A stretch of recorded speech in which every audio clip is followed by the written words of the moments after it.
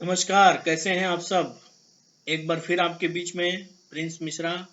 आज मैं holding companies का एक क्वेश्चन लेकर आया हूँ।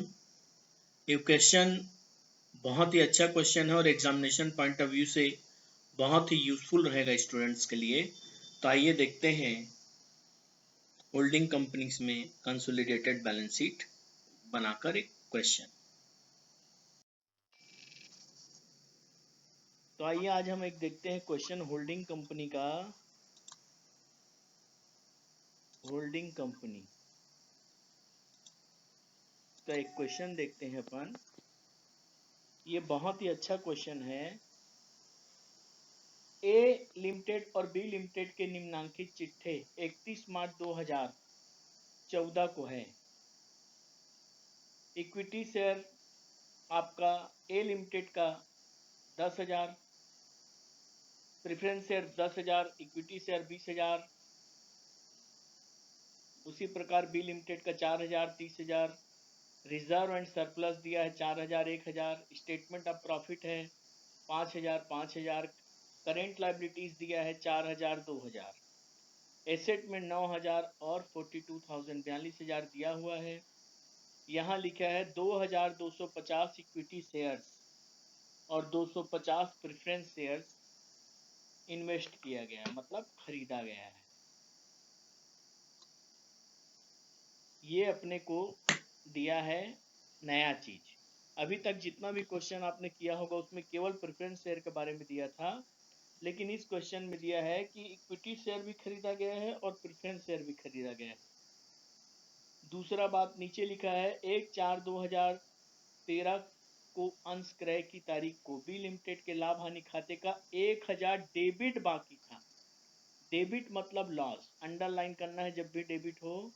और बी लिमिटेड में कोई भी संचय नहीं थी। कंसोलिडेटेड बैलेंस शीट बनाइए। अब जब भी लॉस दिया रहता है तो उस लॉस को हमेशा उसके प्रॉफिट के साथ जोड़ दिया जाता है। तो जैसे स्टेटमेंट ऑफ प्रॉफिट 5,000 रुपया दिख रहा है, तो जब मैं क्वेश्चन करूंगा तो पढ़ते समय ही अगर डेबिट दिया है तो उसको एक लाइन में पेंसिल से काट के 5 की जगह 6,000 आपको लिख लेना है वहां पर।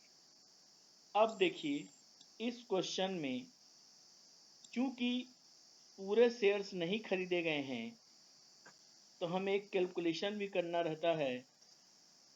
वो होता है कि हमने कितना पोर्शन खरीदा है। तो देखिए पहले निकाल लेते हैं वर्किंग। इक्विटी शेयर कितना खरीदा है? 2,250 खरीदा गया है, जबकि टोटल इक्विटी शेयर्स कितने थे? 4,000। सॉरी, टोटल इक्विटी शेयर कितने थे? 3,000। उसी प्रकार प्रेफरेंस शेयर देखिए, प्रेफरेंस शेयर हमारे पास थे 400, लेकिन हमने उसमें से कितने खरीदे? 250 खरीदे 400। ऐसे 30,000 दिया है अमाउंट इक्विटी शेयर का, तो डिवाइडेड बाय 10 तो 3,000। 4,000 दिया है तो डिवाइडेड बाय 10 तो 400 और इंटू 100 करेंगे तो हमको समझ में आ जाएगा कि हमने कितना पोर्शन खरीदा है। 2250 डिवाइडेड बाय 3,000, ये हमारा आया। हमने 75% इक्विटी शेयर्स खरीदा है, इसका मतलब 25% माइनॉरिटी हो गया। उसी प्रकार जब मैं प्रेफरेंस शेयर का करूंगा तो 62.5% शेयर खरीदा गया है, तो बाकी जो होगा आपका 37.5% ये आपका माइनॉरिटी होगा। सबसे इम्पोर्टेंट बात इसमें हमको जो ध्यान रखना वो ये रखना है कि सभी माइनॉरिटीज का कैलकुलेशन, सभी चीज का कैलकुलेशन 25% को बेस लेके किया जाएगा। केवल प्रेफरेंस शेयर का जब कैलकुलेशन होगा माइनॉरिटी का तो उसका 37.5 पे किया जाएगा। मीन्स सारे रिजर्व, सारे कैलकुलेशन, सारे लॉस 25% पे किया जाएगा, इक्विटी शेयर को बेस लेके किया जाएगा। केवल प्रेफरेंस शेयर का जो शेयर है या प्रेफरेंस शेयर का माइनॉरिटी कैलकुलेशन है वो उसके शेयर पे किया जाएगा। तो आइए अब हम क्वेश्चन को देखते हैं।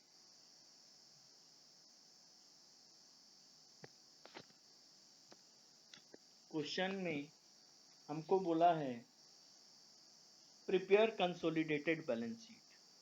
तो हम बनाएंगे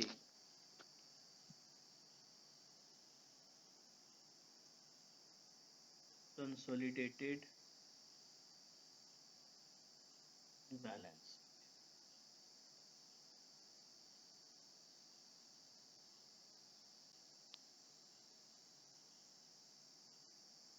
as on 31st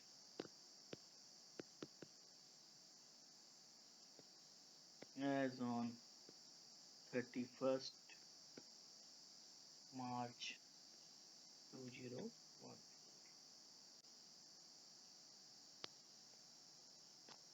ये नए फॉर्मेट पे अपन बना रहे हैं कंसोलिडेटेड बैलेंस शीट को। ये अमाउंट कॉलम और ये नोट नंबर, अमाउंट और ये पर्टिकुलर्स। सबसे पहला हेडिंग है इक्विटी एंड लायबिलिटीज। जो बड़ी कंपनी होती है, बड़ी कंपनी यहाँ ए है, ए का हमको कुछ सोचना ही नहीं है, आंख बंद करके सब चीज को एज इट इज उतारना है। लेकिन जो छोटी कंपनी होती है उसका बिजनेस खरीदने के पहले का गुडविल या कैपिटल रिजर्व निकालने का काम आता है, और बिजनेस खरीदने के बाद का जो पैसा है वो बैलेंस शीट में आता है। तो यहाँ देखिए हमको शेयर कैपिटल दिया हुआ है बड़ी कंपनी का। शेयर कैपिटल हमारे पास दिया है 30,000 रुपया। ठीक,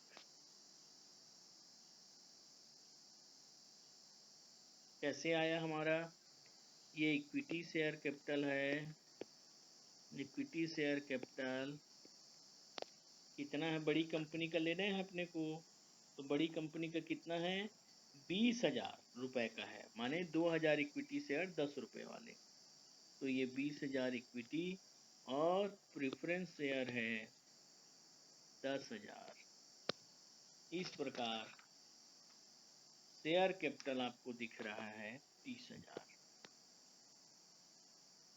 इसको सिंपल शेयर कैपिटल हेडिंग में लेके वर्किंग टू नोट्स में दिखाते हैं। हम इसको यहाँ नहीं लेंगे, यहाँ पे नए फॉर्मेट में। नए फॉर्मेट में जब अपन करेंगे तो यहाँ नहीं लेना है, सीधा हम इसको शेयर कैपिटल 30,000 रुपया कहाँ से आया ये अपन बताएंगे।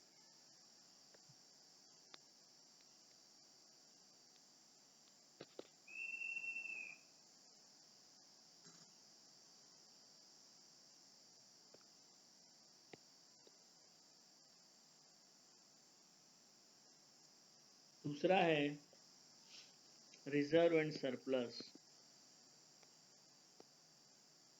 रिजर्व एंड सरप्लस दूसरा हम यहाँ कैलकुलेट करेंगे रिजर्व एंड सरप्लस। देखिए जो ए लिमिटेड होता है उसका हम पूरा लेंगे, मैं जैसे करा रहा हूँ आपको वैसे करना है। रिजर्व ए लिमिटेड का हम पूरा लेंगे, कितना है ए का? 4,000। और बी लिमिटेड का 1,000 है। यहाँ क्वेश्चन में नीचे क्या लिखा है? क्वेश्चन में लिखा है बी लिमिटेड में कोई भी संचय नहीं था, मतलब जो रिजर्व ऑफ बिजनेस खरीदने के बाद का है ना। तो बी का रिजर्व कितना था, 1000। हमने कितना परसेंट खरीदा है, 75%। हम यहाँ पे 750 उसका ले लें। ये हमारा रिजर्व एंड सरप्लस का हो गया कैलकुलेशन 4750। इसको हम वहां पर लिख लेंगे।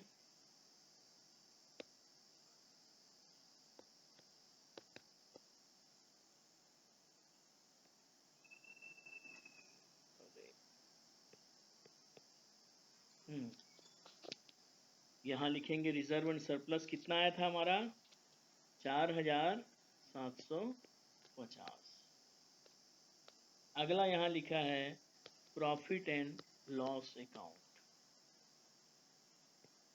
तो ये कैलकुलेशन भी अपन देख लेते हैं। सेकेंड वर्किंग, फर्स्ट था reserve, second working profit and loss account. A का देखिए पूरा ले लेंगे अपन। ए का पूरा प्रॉफिट कितना है, ए का पूरा प्रॉफिट लेंगे 5000। बी का प्रॉफिट कितना था, 5000 प्लस 1000। जो लॉस है उसको जोड़ने बोला हूं ना, क्यों, अगर लॉस नहीं होता तो बी का प्रॉफिट कितना दिखता, 6000। लॉस है इसलिए 1000 कम हो गया, तो इस 6000 का 75% हम लेंगे। क्यों, जो हम खरीदे हैं शेयर वो बैलेंस शीट में जाएगा और बाकी माइनॉरिटी इंटरेस्ट कैलकुलेशन में जाएगा। जो बिजनेस खरीदने के पहले का है वो गुडविल और कैपिटल रिजर्व निकालने के काम आता है। ये तो पूरा बाद का प्रॉफिट है, इसलिए बाद का प्रॉफिट बैलेंस शीट में अपीयर होता है। ये आपका आया 4500 रुपया। तो 4500 रुपया हमारा आया। इस 4500 रुपया को हम यहाँ पर लिख देंगे। 9500, सॉरी, टोटल किए तो 9500 रुपया। अब इसको अपन लिख दे रहे हैं यहाँ पे 9500 रुपया। अगला दिया है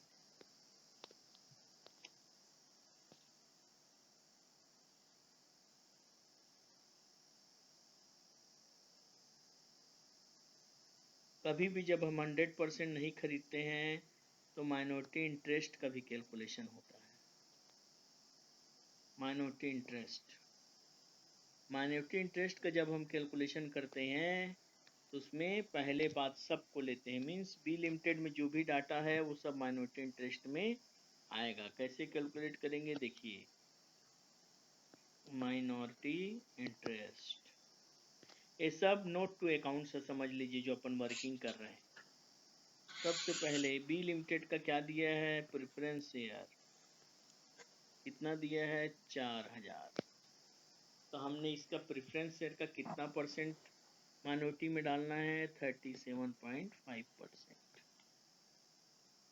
प्रेफरेंस का कैलकुलेशन प्रेफरेंस पे होगा, बाकी सब का कैलकुलेशन इक्विटी पे होगा। दूसरा इक्विटी शेयर कितना है, 30000। उसका हमने कितना परसेंट नहीं खरीदा है, 25%, 7500।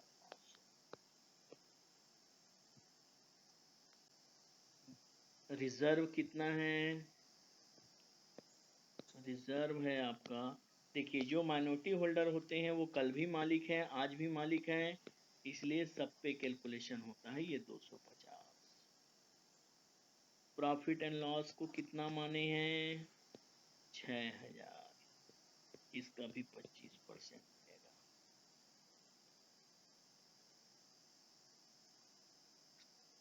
1500 सबको जोड़ लेंगे।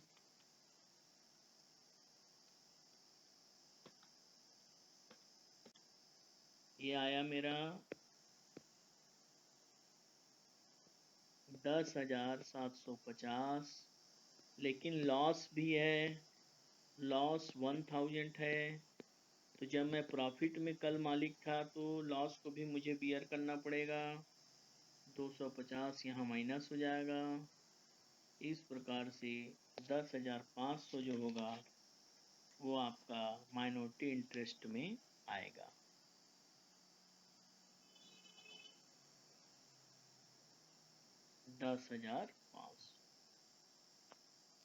इस प्रकार से अब अगला है क्रेडिटर्स।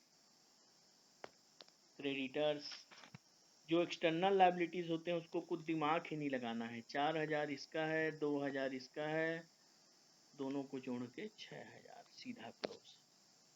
इसके लिए ज़्यादा अपने को दिमाग नहीं लगाना है, ये फटाफट क्लोज कर देंगे। जोड़ के देख लेंगे कितना आ रहा है ये। 30,000 और 750 9500 10500 प्लस 6000, ये आपका आ गया 60,000, सॉरी है ना, ये आपका आ गया 60,750। इसके नोट्स नीचे मैंने उस बताया हुआ है, नोट्स कहाँ कहाँ से आया है ना। ये आपका 1 नंबर कैलकुलेशन, ये आपका 2 नंबर कैलकुलेशन, ये आपका 3 नंबर कैलकुलेशन, ये आपका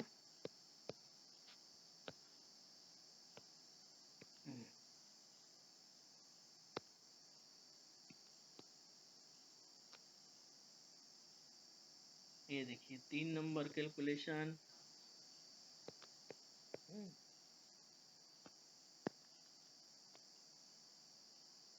ये 2 नंबर कैलकुलेशन,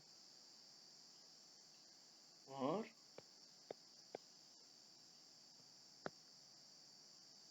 ये आपका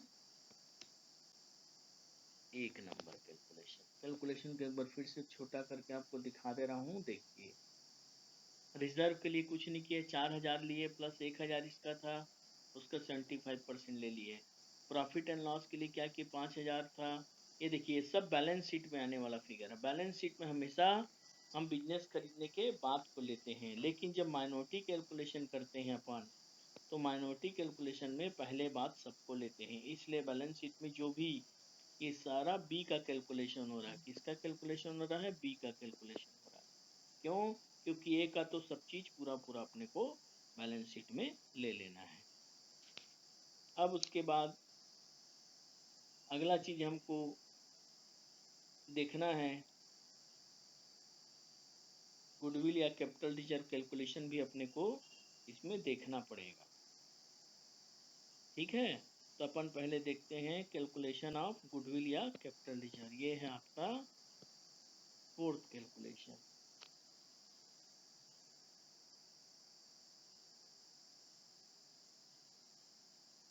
ये हमारा है 4th calculation, calculation of goodwill और कैपिटल रिजर्व। सबसे पहले परचेज प्राइस, हमने कितना पेमेंट किया है, हमने पेमेंट किया है 30,000 इक्विटी शेयर के रूप में, और 4000 जो इन्वेस्टमेंट लिखा है बी के कॉलम में, ए के कॉलम में वही परचेज प्राइस है। हमने टोटल 34,000 परचेज प्राइस दिया है।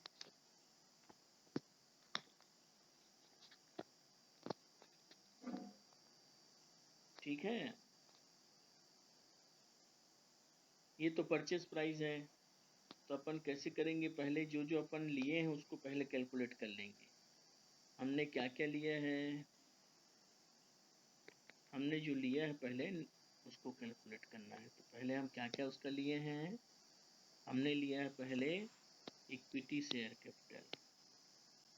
ठीक, कितना था उसका इक्विटी शेयर कैपिटल, देखिए छोटे कंपनी का इक्विटी शेयर कैपिटल था 30,000। 30,000 का हमने 75% लिया, 30,000 75%, 22,500। प्रिफरेंस शेयर कितना लिया इसका अपन, 4000 का 62.5%, 4000 का 62.5%, ये हमने यहाँ पे 2500 ये खरीदा। याद रहे इसमें जो भी चीज़ें आती हैं वो बिजनेस खरीदने के पहले का आता है, बाद का हम नहीं लेते हैं। तो बिजनेस खरीदने के पहले का अगर कोई चीज़ है तो यहाँ पर स्पष्ट लिखा हुआ है कि केवल एक हानि था, तो उस हानि को हम इससे माइनस कर देंगे। टोटल हुआ 25,000,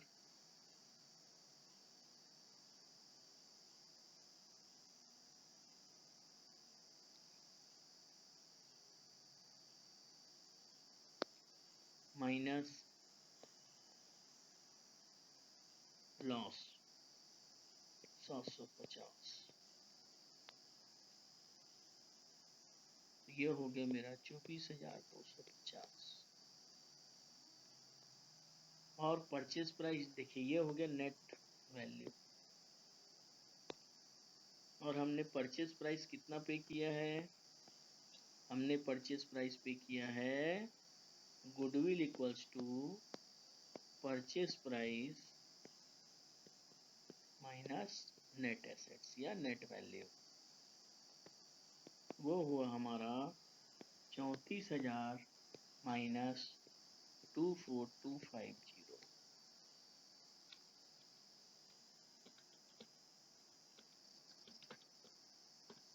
इस प्रकार से 9750 मेरा गुडविल है।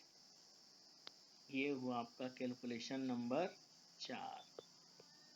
कौन सा कैलकुलेशन है ये, कैलकुलेशन नंबर 4।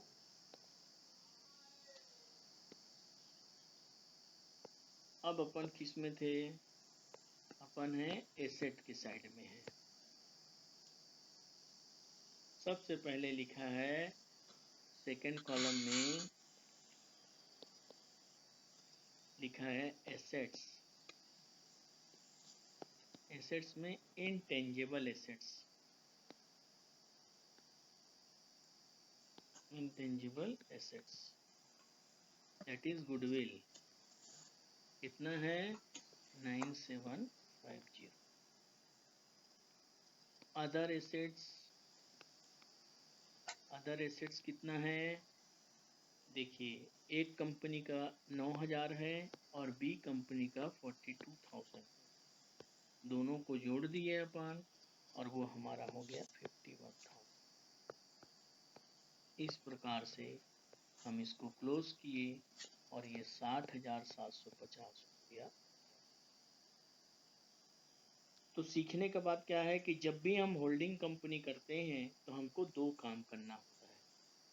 पहला काम करना होता है कि हम शेयर कैलकुलेट करते हैं कि हमने क्या खरीदा है और कितना खरीदा है। तो हमने पाया कि हमने equity share capital, equity share खरीदा है छोटी कंपनी का 75% और प्रेफरेंस शेयर हमने खरीदा है 62.5%। उसके बाद जब हम उस चीज़ को कैलकुलेट कर लेते हैं तो ये जो reserve and surplus, profit and loss, minority interest, ये सब का कैलकुलेशन बैलेंस शीट में कितना आएगा उसके लिए किया जाता है। ये सभी चीज़ें बिजनेस खरीदने के बाद के डाटा होते हैं। ए कंपनी का हम कभी भी खरीदने के पहले और बाद नहीं सोचते हैं, लेकिन जब मैं बी कंपनी के बारे में बात करूंगा तो बी कंपनी का बिजनेस खरीदने के बाद का जो चीज़ होगा वो बैलेंस शीट के अंदर आएगा, और बिजनेस खरीदने के पहले के जो प्रॉफिट एंड लॉस या इंटरनल एसेट लायबिलिटीज होंगे वो सब गुडविल या कैपिटल रिजर्व निकालने के काम आएगा। माइनॉरिटी कैलकुलेट करते समय पहले बात का कोई इशू नहीं रहता है। जो भी छोटी कंपनी या बी कंपनी या सब्सिडरी कंपनी का इंटरनल एसेट्स और लायबिलिटीज रहता है, चाहे प्रॉफिट हो या लॉस, सब पर उसकी एलिजिबिलिटी बनती है। आशा करता हूँ तुम लोगों को ये समझ में अच्छे से आया होगा।